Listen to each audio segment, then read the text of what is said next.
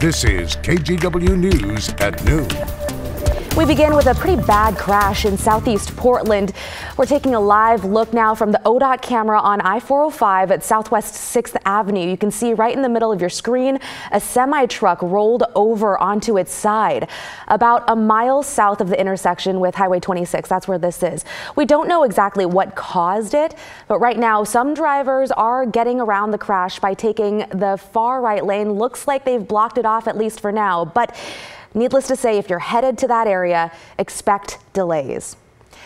Another big story today, of course, is the weather. Showers expected to roll in this afternoon, and some areas could even see thunderstorms. So far, the rain has mostly held off, but it still could shape up to be a pretty wet day.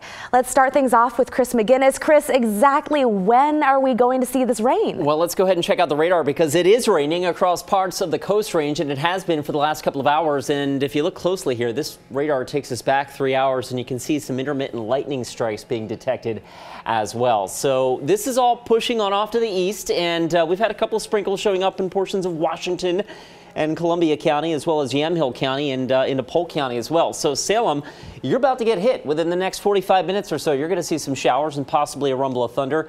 And here in the immediate metro area, we can't be more than an hour, maybe 90 minutes away from seeing some showers roll into the western part of the metro, say Hillsborough, Beaverton, etc. Let's check out Futurecast. This is at 3 o'clock this afternoon. And again, you'll see a little smattering of yellow and red on the map, indicating some possibly heavier showers and maybe even a rumble of thunder embedded in this general line of showers that's pushing on off to the east. And we'll be watching that over the next several hours. So that's what our afternoon looks like. A little wet, not a washout, but here and there we will see those showers popping up between now and say 2, 3 o'clock. This afternoon in the metro and continuing into the early evening hours. So that's our plan for today. Temperatures getting up to about 60, maybe 62 before things are all said and done, and back down into the 50s. Sunset this evening, by the way, at about 6:47. Your full forecast looking ahead to what's still shaping up to be a pretty nice weekend. More on that in just a few minutes. Okay, thanks, Chris. Now to an alert we want to tell you about. Keep your eyes peeled because Portland police need your help to find this missing 17-year-old. Margaret Papadopoulos was last seen near Southeast 63rd Avenue last night. She was wearing maroon leggings, a green sweatshirt, and had a light blue backpack. Police say they're especially worried because she has autism and often takes the TriMet bus, but doesn't have a phone. So if you've seen her or if you know where she is, call 911. Now let's get caught up on stories that we're following across the country and around the world. Investigators in France say an IT worker stabbed and killed 4 colleagues inside the Paris police headquarters. 3 of the people who died were police officers, and the 4th person was an administrator. Authorities say an officer shot and killed the attacker. At this point, though, we don't know his name. But investigators say he was 45 years old and had worked for the police force for 16 years. They also say there was nothing about him that would have raised any concerns or warning signs. The families of the victims of the Las Vegas mass shooting have reached a settlement against MGM Resorts International. They'll receive upwards of $800 million. Hundreds of lawsuits have been filed against the owners of MGM Resorts International, which owns Mandalay Bay Hotel. You may remember that's where a gunman opened fire into an outdoor concert 2 years ago. 58 people died and hundreds were injured. President Trump has suggested that China investigate former Vice President Joe Biden and his son Hunter. He made the comment to reporters this morning as he left the White House ahead of his trip to Florida.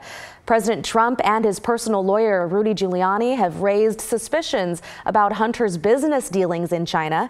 There has been no evidence of corruption involving Biden or his son. And those are some of the stories that we're tracking for you across the country and around the world.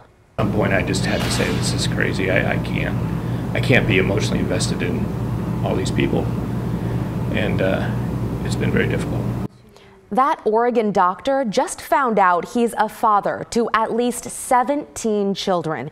He donated sperm decades ago and says he signed a contract with OHSU that only a maximum of 5 children would be produced from it. And to avoid any emotional or awkward run-ins with him and his family, the hospital apparently assured him the sperm would all go to women on the opposite side of the country. But he says that didn't happen. Now he's suing for $5 million. KGW's Devin Haskins has the story. He says the agreement with the hospital was violated because all the donations were supposed to go to the East Coast, but all 17 were born right here in Oregon. He has 4 kids of his own. The issue?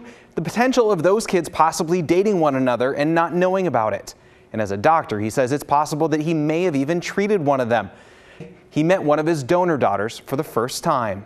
Bryce Cleary says he was approached by staff at OHSU's fertility clinic, asking him to donate for research and conception. I wanted to help people struggling with infertility, and I had faith that OHSU would act in a responsible manner and honor their promises. He says the two sides agreed that his sperm would be only used for up to 5 babies. His lawsuit says there are now at least 17 with his DNA. When I first found out, it was very difficult for my wife.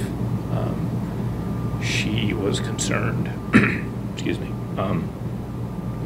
knowing how I feel as a father and how important it is to me, she was very concerned about me being emotionally involved with donor kids. One of his donor kids is Allison Alley, a pregnant mother of 2 from Vancouver. She says she started researching in 2015 after using a DNA website. So far, she's made contact with 6 other siblings. It's fun to see people who look like you. You know, we all look a lot alike, and we have a lot of the same mannerisms or, you know, things like that. Knowing that you were a product of fraud against somebody else is emotionally overwhelming. Dr. Cleary wants things to change in the way sperm donations are handled. I want this not to happen to people. I want them to change. There needs to be some sort of regulation. There's got to be some sort of reforms. I can't control an industry, but I can sure stand up and say this isn't cool. OHSU said in a statement that it treats any allegation of misconduct with the gravity it deserves. In light of our patient privacy obligations and the confidentiality of protected health information, we cannot comment on this case. Cleary seeking $5.25 million in his lawsuit. That's $250,000 for each of the 17 kids born and $1 million in economic damages. Back to you. Now to an update that we've been following. Police have arrested the man they believe burglarized 3 food carts in Northeast Portland. Officers arrested 34-year-old Christopher Behurst last night. The food cart owners shared a video that shows a drone right there in the middle of your screen that they believe was used to help break into their carts. Behurst is accused of burglarizing both Hapa Howie's and PDX Doonerland in the Piedmont Station food cart pod, along with the Sabor Casero food cart that's located 2 blocks away. Here's another story of a crime caught on camera. A woman says her car's dash cam captured the moment a man broke into her car. Boom. It happened Monday morning at the Sorrento Bluffs Apartments in Beaverton. And you can see right there, check out that surprised look on that guy's face when he realizes he's on camera. He didn't end up taking anything, she says, from the woman's car, but she admits she left her door unlocked. We know another car in that apartment complex, though, was also broken into. So far, though, no one's been arrested.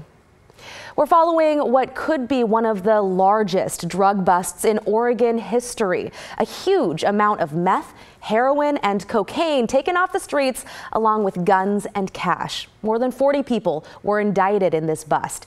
Federal prosecutors say hundreds of pounds of meth and heroin were trafficked and distributed in Portland starting back in November of last year. A tip to Gresham police launched the initial investigation, and KGW learned that money from the drug sales was laundered through a Southeast Portland market.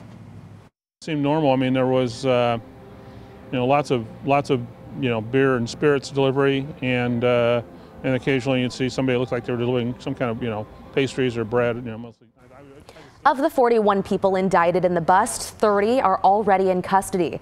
Among the 11 others who remain on the loose, are the ringleaders of the operation, who are believed to be in Mexico. And if you've been to the Oregon coast lately, chances are you've seen all the bunnies, especially around Cannon Beach. They may look cute, but apparently they've been annoying the neighbors, eating their gardens and leaving the ground just covered in droppings. After months of complaints, city officials are stepping in. KGW's Catherine Cook has a look at the new ordinance they just passed. Huddled in hotel yards and coastal green spaces, you'll find them. fuzzy-coated, twitchy-nosed rabbits. I love them. At some point, they became as much a part of the coastal landscape as the seagulls, with an exponentially higher reproductive rate. These animals are everywhere, especially in Cannon Beach. And it was here that the City Council voted to adopt an ordinance banning people from feeding wild animals. The Daily Asturian reports the ordinance would classify attracting or feeding wildlife as a public nuisance, a misdemeanor with a maximum fine of $500. That includes, but is not exclusive to, rabbits. Violators can expect warnings and education for the first year, but citations after that. Something, anything, to quell the bunny proliferation. At first, when there were only a few bunnies, everybody thought they were cute. Now we are up to hundreds of bunnies. That was last year. There's a good chance these guys are roaming around here now in the thousands. Get this, female rabbits can have babies when they're just 6 months old. There's up to 14 babies in a litter. Gestation is only a month long, and rabbits can get pregnant again right after giving birth. You do the math. Catherine Cook, KGW News.